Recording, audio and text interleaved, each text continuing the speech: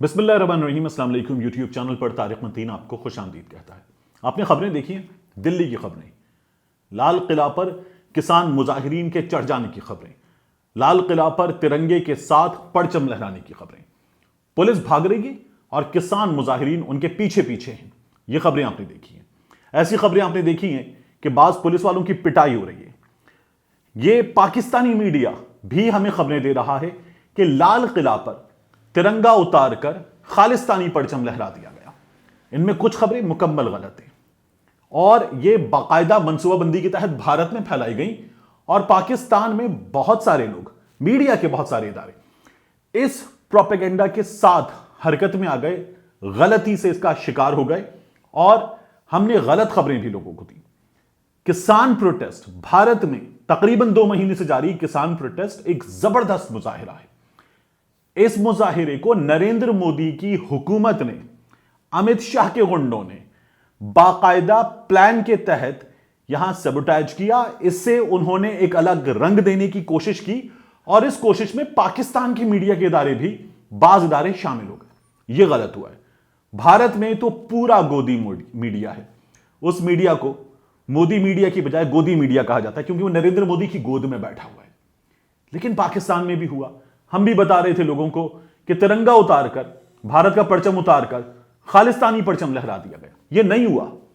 ये 2 परचम है। एक परचम है खालिस्तानी परचम, जो सिखों की खालिस्तान तहरीक का परचम है। एक परचम है वो जो वो गुरुद्वारे पर लहराते, जो उनका मजहबी परचम है।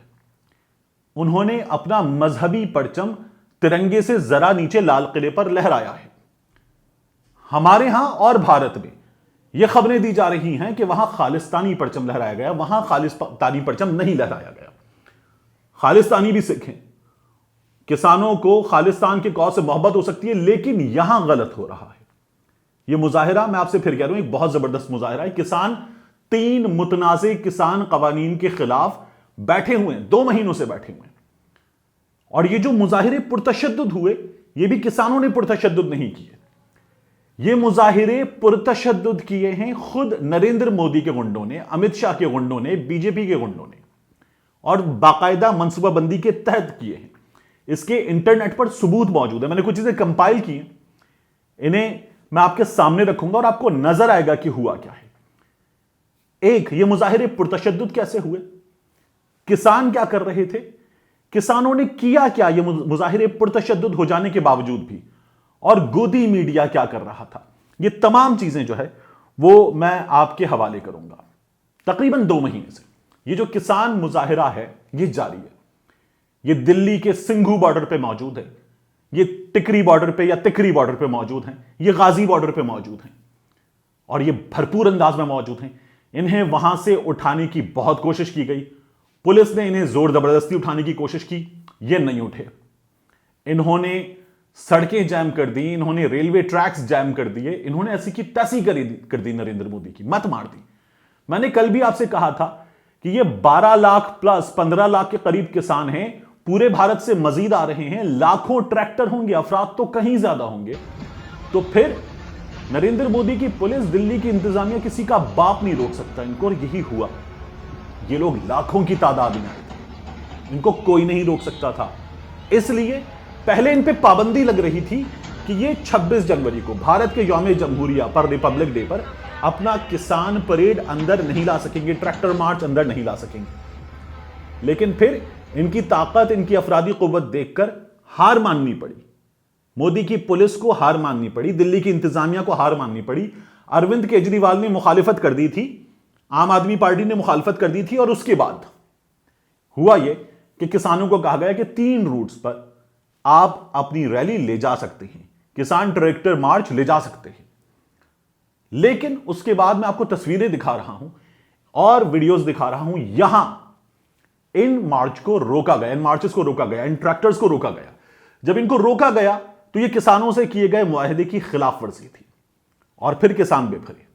उन्होंने इन रुकावटों को हटाया तो फिर पुलिस ने इन पर लाठी चार्ज किया, इन पर आंसू गैस के शेल फायर किए, इन्हें मारा पीटा, इनके लोग गिरफ्तार। एक बार फिर से जवाब में किसानों ने पुलिस की धुनाई की, ठुकाई की और धुनाई और ठुकाई करने वाले किसानों में भी मुजाहिरीन में भी कुछ गुंडे नरेंद्र मोदी के शामिल हो गए और उन लोगों ने शामिल होकर ये तमाम चीजें की। किसानों के दरमियान तो उनको मारने के लिए लोग भेजे गए थे। 13 बंदे किसानों ने पकड़े, 13 बंदे जो उनमें से नहीं थे, उनका हिस्सा नहीं थे, और पकड़कर पुलिस के हवाले किए हैं। किसानों ने ऐसे मुश्तिल अफराद के सामने जब पुलिस वाला एक अकेला रह गया तो उसे बचाकर हुजूम ने निकाला है वहां से सेफली। इन्हीं मुश्तिल अफराद में जब पुलिस वाला फंस गया तो किसान मुजाहिरीन ने पुलिस वाले को बचाया भी है। इन्होंने एम्बुलेंसेस को रास्ते दिए हैं। ये किसान मुकम्मल तौर पर पुरअमन थे, लेकिन इनको इश्तियाल पर मजबूर किया गया। अब मैं आपको एक तस्वीर दिखा रहा हूं। यह तस्वीर भारत में इस वक्त ट्विटर पर, इंटरनेट पर मौजूद है। किसान मार्च में इस शख्स ने, जो आपको नजर आ रहा है, इश्तियाल अंगेज तकरीरें की। आपको मॉब की नफ्सियात याद रखनी चाहिए। यह पढ़ाया जाता है पॉलिटिकल साइंस के लोगों को, तारीख के लोगों को यह पढ़ाया जाता है कि जो हुजूम होता है, भीड़ होती है, इसकी नफ्सियात क्या होती है। इसमें कोई एक शख्स नारा लगाता है मारो और तमाम लोग मारने को दौड़ पड़ते हैं। इसमें कोई एक शख्स नारा लगाता है चलो, तमाम लोग चल पड़ते हैं। तो यहां इस शख्स ने इश्तियाल अंगेज तकरीरें की और दूसरी तस्वीर में देखिए कि यह शख्स मौजूद है नरेंद्र मोदी के साथ। यह सनी देओल का कजन है। यह बॉलीवुड स्टार सनी देओल का, धर्मेंद्र के बेटे का कजन है और यह नरेंद्र मोदी के साथ मौजूद है। यह शख्स मौजूद था किसान मार्च में और यह इश्तियाल अंगेज तकारीर कर रहा था। इसने इश्तियाल पर उकसाया और इसके इश्तियाल पर उकसाने पर, और ऐसे लोग 13 लोग जो इन्होंने पकड़ कर दिए हैं, उनके उकसाने पर किसान मार्च में शामिल बहुत सारे लोगों ने लाठी चलाई, पुलिस को मारा पीटा। ऐसे बहुत से लोग लाल किले तक पहुंचे, लेकिन लाल किले तक पहुंचने पर भी इन लोगों ने वहां तिरंगा नहीं उतारा। ये राजदीप सरदेसाई, भारत के बहुत सीनियर सहाफी, बहुत रिस्पेक्टेड सहाफी, उन्होंने भी बताया कि तिरंगा जो है वो अनछुआ है, अनटच्ड है, उससे हाथ नहीं लगाया किसी ने। ये मुजाहिरीन पहुंचे, इन्होंने अपना मुजाहिरा किया, इन्होंने अपना मजहबी परचम वहां लगाया, वहां खालिस्तानी परचम भी नहीं लगाया गया, जिसके बारे में भारतीय मीडिया, गोदी मीडिया यह बता रहा था कि यहां खालिस्तानी परचम लहराया गया है। तो यह पूरी साजिश थी, जबरदस्त किस्म की साजिश, जैसे शाहीन बाग में की गई थी। शाहीन बाग में जब ये जो सिटीजनशिप अमेंडमेंट एक्ट है, CAA, इसके खिलाफ मुजाहिरा हो रहा था, वो बूढ़ी बुजुर्ग खवातीन मुजाहिरे कर रही थी और बैठी हुई थी डटकर इन्हीं किसानों की तरह। तो वहां पर भी इन्होंने अपने घुसपैठिए शामिल कर दिए थे और उन्होंने सूरत हाल बिगाड़ने की कोशिश की थी। खबरें आती थी वहां से, कभी वहां से गन पकड़ी गई है, कभी वहां से ऐसे लोग पकड़े गए हैं जो अनवांटेड हैं वहां पर, जिन्हें वहां पर नहीं होना चाहिए। अब की बार भी बाकायदा प्लानिंग के साथ ये सब कुछ हुआ। किसानों ने यह कहा है कि हम ये सब कुछ करने नहीं आए थे और यहां तक आना नहीं था। वो जो 3 रूट्स हमसे तय हुए थे, उन 3 रूट्स पर भी बैरियर लगे हुए थे और यहां लाल किले तक आने के रास्ते पर कोई बैरियर नहीं था। किसान आए हैं और आसानी से अंदर आ गए हैं। तो वो लोग जिन्हें रास्ते नहीं मिले थे, ऐसे बहुत सारे लोग यहां तक आए। अब लाल किले की सिग्निफिकेंस क्या है? लाल किले की सिग्निफिकेंस यह है, वहां पर तिरंगा लहराता है। वहां पर जवाहरलाल नेहरू ने तिरंगा लहराया था और उसके बाद वहां पर हर बार भारत के अहम कौमी दिन पर तिरंगा लहराया जाता है और कौम से उसकी फसील पे खड़े होकर खिताब किया जाता है। यह लाल किले की सिग्निफिकेंस है। वैसे तो एक टूरिस्ट डेस्टिनेशन है, ये एक आर्किटेक्ट ने बनाया था और उस आर्किटेक्ट का जो नाम है वो, अगर लाल किले की सिग्निफिकेंस बताते हूं, मैं आपको बताऊं तो ये हैं उस्ताद अहमद लाहौरी। और लाल किला जो है ये सदियों पुराना है।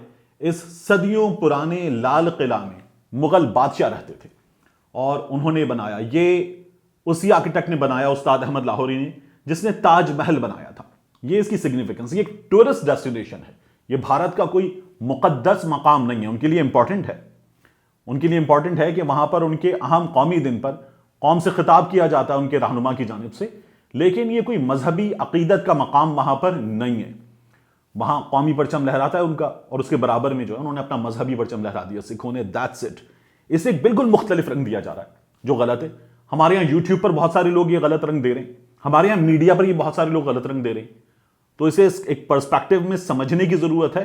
वो जो मोदी कर रहा है वो हमें नहीं करना, जो अमित शाह कर रहा है वो हमें नहीं करना, जो उनके गुंडे कर रहे हैं वो हमें नहीं करना। ये किसान अपने कॉज पर हैं, उनके कॉज को डैमेज हमें नहीं करना।